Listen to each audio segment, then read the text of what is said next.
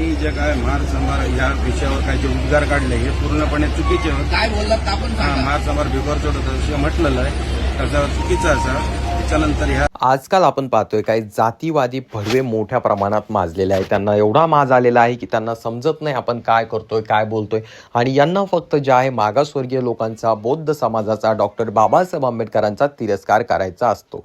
आणि हे जेव्हा आपण बोलतात तोंडातून फक्त आगच ओकतात किंवा काहीतरी घाणेरडं बोलत असतात. तर नेमकं असं काय घडलंय आपण पाहणार आहोत. परंतु तत्पूर्वी तुम्हाला विनंती असेल, आपल्या या चॅनलवरती तुम्ही नवीन असाल तर चॅनलला नक्कीच सबस्क्राईब करा. मित्रांनो, त्याचं झालं असं की सध्या सोशल मीडियावरती एक व्हायरल होतोय व्हिडिओ.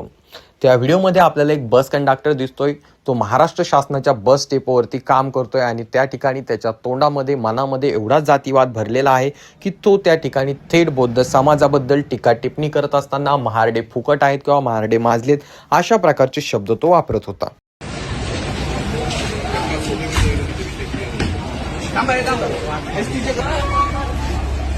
बोला, हात जोडून बोला.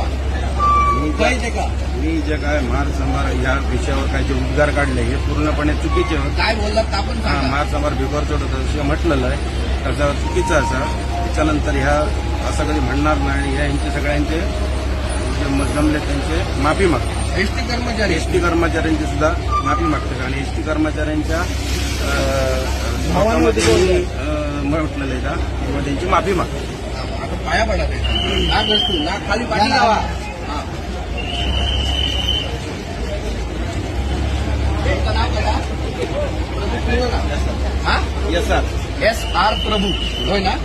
आणि अशा प्रकारे परत वक्तव्य होतं का? नाही सांगले.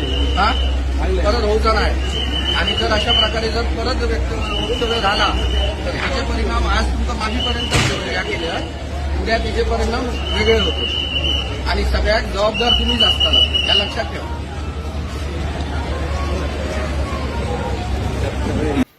आणि जेव्हा ही गोष्ट किंवा तो व्हिडिओ जो आहे सोशल मीडियावरती व्हायरल झाला, बौद्ध समाजापर्यंत ही बातमी पसरली, मग त्यानंतर काय होणार आपल्या सर्वांना माहीत होतं.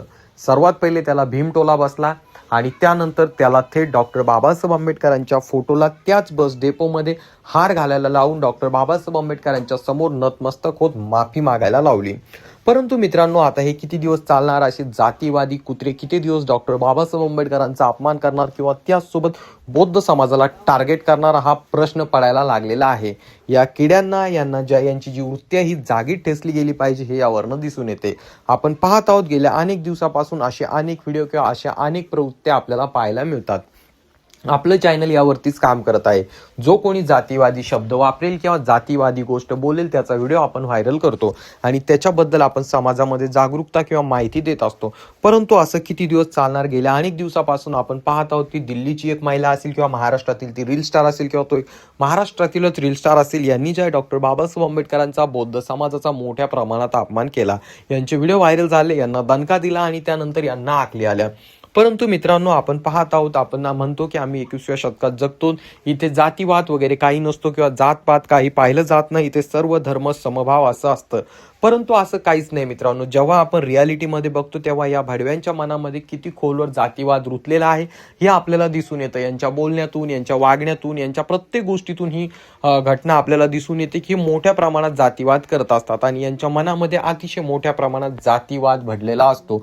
आणि या लोकांना जे आहे, काही झालं, कुठली घटना झाली तर त्या ठिकाणी बौद्ध समाजाला त्यामध्ये ओढायचं असतं किंवा डॉक्टर बाबासाहेब आंबेडकर यांना ओढायचं असतं. आरक्षण असेल तर मग डॉक्टर बाबासाहेब आंबेडकर यांच्याबद्दल वक्तव्य करायचं आणि जर एखादी काही कार्यक्रम असेल किंवा काही गोष्ट घडणार असेल तर त्या ठिकाणी बौद्ध समाजाला टार्गेट करायचं. म्हणजे 6 डिसेंबर ज्या दिवशी डॉक्टर बाबासाहेब आंबेडकर यांना महापरिनिर्वाण दिनी बौद्ध समाज लाखोच्या संख्येने नतमस्तक होण्यासाठी दादर चैत्यभूमी या ठिकाणी जातो, तेव्हा देखील या लोकांना अडचण असते, तेव्हा देखील त्यावरती देखील काही ना काही वक्तव्य करतात. त्यामुळे या लोकांना दणका दिला गेलाच पाहिजे. यावरती तुमचं काय मत आहे खाली कॉमेंट करून सांगा. चॅनलवरती नवीन असाल तर चॅनलला नक्कीच सबस्क्राईब करा.